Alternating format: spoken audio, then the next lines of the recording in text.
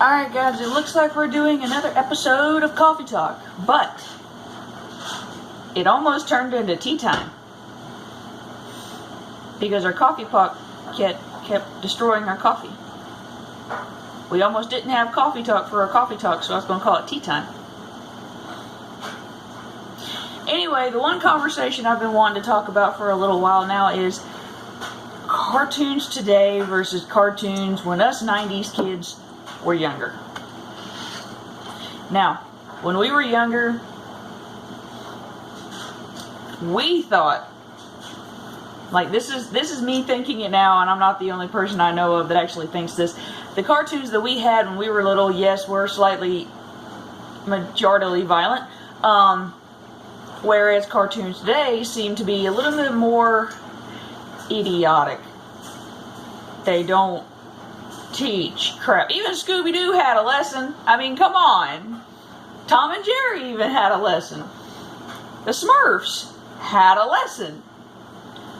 But I'm not 100% sure I would want my son watching the cartoons I grew up on, because we have started to realize that there was a lot of adult innuendos in them. And now, I knew that already, you know, Disney's big thing. I don't know if any of that stuff is actually true or not, but I mean, one of the big topics that we had was about the Smurfs. Because, oh, and by the way, Teresa's here, but she doesn't want to be in the front of the camera, so she said she'll pop in later, maybe. But one of the biggest conversations we were having the other night was about the Smurfs. You know Smurfette is the only woman Smurf, right? Well, actually, there's another whole tribe of just the women. No, the movie doesn't count. I'm talking about the Smurfs we grew up on. It should have stopped there. Yeah, there's only one female. No. There's one woman, but there is another female. No, there's not. Yes, there is. There's only one girl. No. Yes. No. Actually, by the end of the series, there was two. There was three in total. The reason why I said she's the only woman is because not long after Smurfette was turned into a good Smurf, like a real Smurf, she has a little sister. Yeah, but you never see her. Yeah, well, you see her in a few episodes. She's running around with the two other little Smurfs. Smurflings, that's what they're called, Smurflings. Rounds about the end of the season, Granny Smurf came in. She was kind of like a babysitter for all the little kids Smurfs, but nobody has any idea of where she came from. But here's my thought. Smurfette is either crazy or terrified. How? She's the only woman Smurf in the entire village. And she wasn't that even... makes her popular. And Papa Smurf didn't even create her. Gargamel did. So? Gargamel created her. Yeah, to be evil. Yeah. But then Papa Smurf turned her. Into a good Smurf. That's why she's the only female Smurf. No, well, I mean, other than her little sister, but I don't think she really counts as a woman, as a girl Smurf, because she's just a kid. You only see her in a few episodes and stuff like that, and you know. But I think the biggest reason why I wanted to do this particular conversation, Rocko's Modern Life. I don't really remember that one. You don't remember Rocko's Modern Life? Mm-mm. It was vile. It was really vile. If you've never seen Rocko's Modern Life, believe it or not, go look it up, go watch it, and then think about the fact that was a cartoon for kids in the 90s. I mean, they actually had Choke the Chicken jokes in there.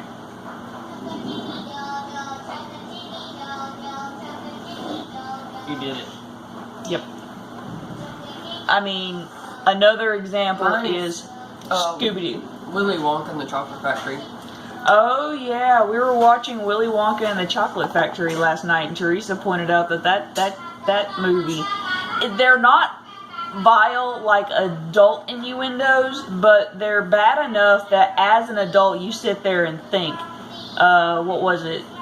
He comes home, he's like, I'm gonna buy your tobacco from now on. Like, Oh yeah. you gonna buy his cancer from now on? Yeah. Well, my first question is why are the 4 of them bedridden? It's like, he had a candy bar stuck underneath his pillow. Where did you get the candy bar? Yeah, and you can't But you say, can't well, walk. you can't say that Charlie's mom bought it for him and brought it home. No, because when he pulled out the candy bar from underneath his pillow, he was sitting there looking around like everybody's asleep, right? All right, here, I got this for you. No, you didn't. How the hell did you get out of that bed? And then when he does finally get out of the bed, when Charlie won the golden ticket, he just, I mean, granted, after a few comical falls and all that crap, the fact is he still got out of that bed in a matter of 15 minutes and was dancing. Yeah, whatever. It's supposed to be a musical-ish show, He was but supposed no. to be bedridden. Yeah, but why? I mean, he even made the joke of if the floor wasn't so cold, maybe I would get out of the bed. Maybe that's why he was bedridden. The other 3 I can understand because they looked like they were bordering on, knocking on door's death. Death's door. I'm sorry, I talk backwards. I have horrible dyslexia. Oh yeah, Scooby-Doo. You know that was weak. Kids. The exhaust doesn't come out of the top of the vehicle. Unless it's a semi. But it was a van. I'll be back. They were always hungry for a reason. And I know I'm talking about, things that us as adults already know, but it's really interesting that if you think back when you were a kid and you were watching some of these cartoons, you never thought about this. I mean, yeah, you had an inkling the older you got, but if you have kids, you know where I'm coming from. And if you don't, you shall see.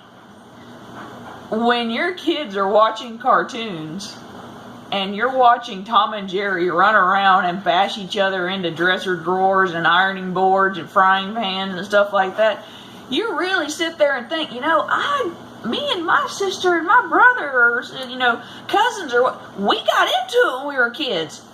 You watch Tom and Jerry. Now, I'm not saying that's the reason, affinitively of like why it happened or anything like that, because that falls on your parents at that point. It's like if you knocked your brother upside the head with a cast iron pan, your mama should have whooped your butt. But I'm just stating the obvious here, I know. But I have this conversation with Craig all the time, and it's just humorous to think back about it now. I don't know if any of that Disney innuendo stuff is actually true, because I've tried to look it up, and a lot of them are the exact same thing. You can't really find any sources or anything like that. The word sex being drawn in stars and stuff like that. I was never able to see it, and I've gone back and watched the Disney movies, and I don't ever see it. I've even cranked up the volume and turned down the front ground noise of Aladdin. Mommy, Yes, baby. can I have one of those cookies? In a few minutes. In a few minutes. For lunch? No, not for lunch, but I'll let you have one as a snack. Go back. Go play a minute, baby. I did try to really listen during Aladdin after Princess Jasmine went back into her room, and they had just finished the carpet ride, and after Jasmine goes in the curtains, apparently you're supposed to be able to hear the Sultan say, "That's a good teenager, now take your clothes off." I've never been able to hear it. Have you? What? In Aladdin, after they get done with the carpet ride and everything, you know what carpet's on? Yeah. Okay, yeah. They get back to the palace, and he drops her off and everything, and this is like just before, Jafar's men find him and throw him into the ocean and stuff. When Jasmine goes into her room and the curtains close behind her as Aladdin's walking away, apparently you are supposed to be able to hear the Sultan say, "That's a good teenager, now take your clothes off." No, which I've never tried to listen for it either. I've tried to listen for it. I took it into a video editor one time and tried to separate the voiceovers. See if I can find it. There's another one about it's in Aladdin that at some scene in the movie, and I knew at one point where it was, and I tried to look for it and couldn't find it. In the stars, you actually see, you remember the connect the dot things when we were a kid? Yeah. Okay. Apparently, it was sex in that form. Sex was in the stars, and all you had to do was like connect the dots, and you would find where it said or had written there sex. But in all honesty, my beef is not about the cartoons that we watched when we were kids. It's cartoons today. Because the cartoons we watched when we were little, granted there was a lot of adult innuendos and there was a lot of violence and stuff like that. But I'm not a violent person. You know, whatever. I have my violent tendencies, but you know, that's when I'm bordering on the brink of madness. No, I'm not actually violent. My problem is watching cartoons today such as first of all, Adventure Time. I can't stand that cartoon.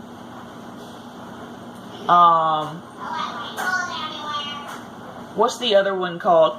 Gumball, my husband finds to be mesmerizing.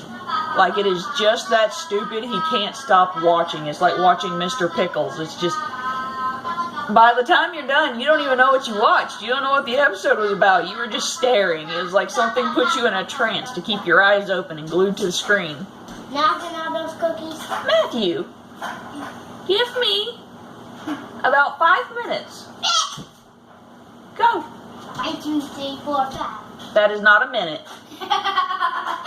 No, supposedly Aladdin tries it. Aladdin tries it? Yeah.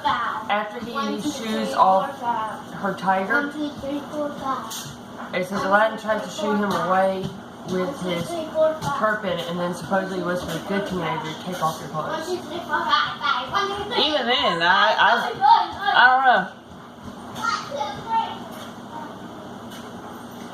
There's another one, and I forgot what it's called, but it's about Steven Universe. That's what it's called. There's and I know cartoons aren't necessarily supposed to be educational per se. I would say they at least need to have some type of, I don't know, purpose. And it's been proven false.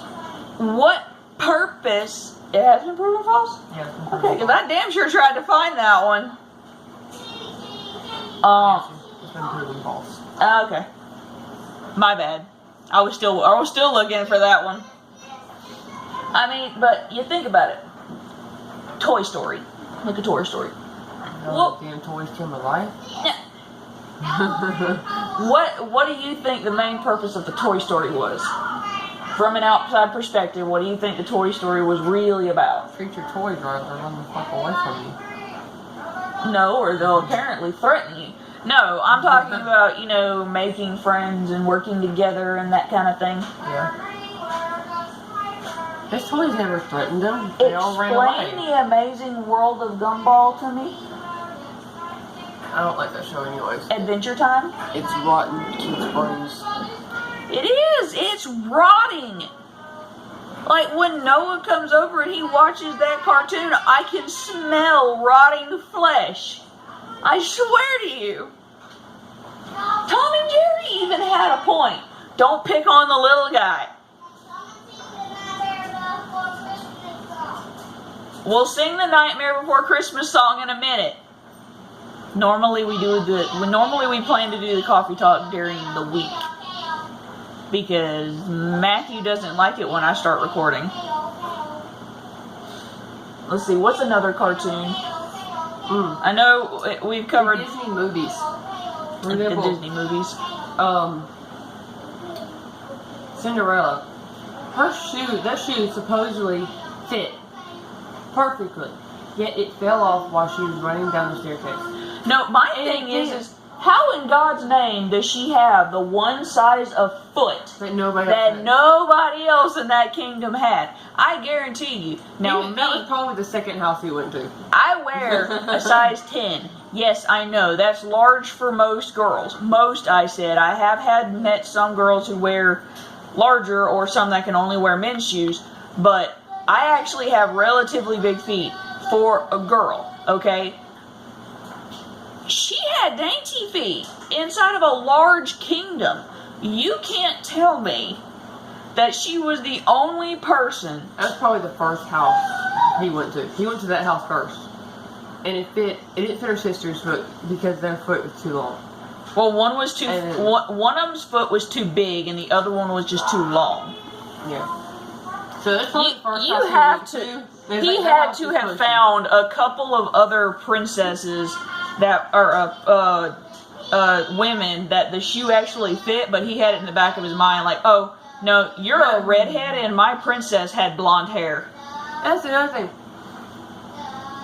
It like falls in love with the girl, but has to search the entire kingdom for her because he doesn't remember what she looks like. I mean, I'm sorry, but yeah, I look like this right now, but if I go out there and if I go up in there and I doll up, put on a wig, whatever, do my hair, do my makeup, you're still gonna recognize me. To be fair though, he had only seen her for a couple of hours, and I've met some Still. people and spent like 6 hours with them, and then like 4 or 5 weeks later, I'll go back and it's like, oh hey, who the hell are you? But you recognize them, just don't know their names. He didn't even recognize her. She was walking down the staircase Hey, y'all, and what didn't even does recognize her. B-I-S-H spell? I mean, shit.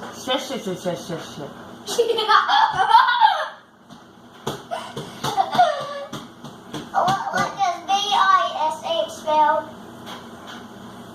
Fish. Yay! You want a banana? What? You want a banana? Oh, a snack. A banana. Go play for a minute. Just wanted those cookies. You No, want a cookie, you go play. I swear to you, he has eaten. He's in the midst of a growth spurt, though. I'm not depriving my son of food. He's a little piggy. He's in the midst of a growth spurt. You know. He has to search the whole entire kingdom for a woman he supposedly fell in love with. I think Pocahontas is one of the worst ones. They tried to doll up that story so much, but in actuality, due to history, you can honestly see that Pocahontas was 11 when that happened, and the story was a lot worse. Well, in some modern traditions, the 11-year-old does get married. Mm-mm. She was kidnapped. I'm not kidnapped. Yeah, she was kidnapped. How? She was kidnapped. How do you kidnap? You take somebody against But their she will wasn't- without anybody else's permission. She wasn't kidnapped. That was her father. No, she was taken by the other John dude. Not John Smith, the other John dude. His name was John too, I think. Well, that's in the second one. Yeah, but that's not how the story progressed. I mean, yeah, she did meet a John Smith. She did eventually fall for him, but she ended up staying in her village anyway. I don't know if John Smith was actually injured or not. No, because if you think about it, the person who saves her on the boat.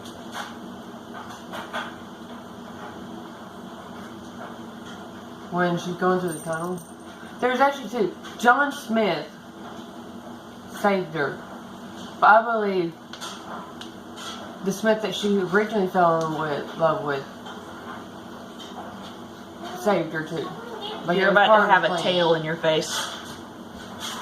Right, it's all part of a plan or something. Because he knew if he fell in love with her and he would be killed, or she would be killed.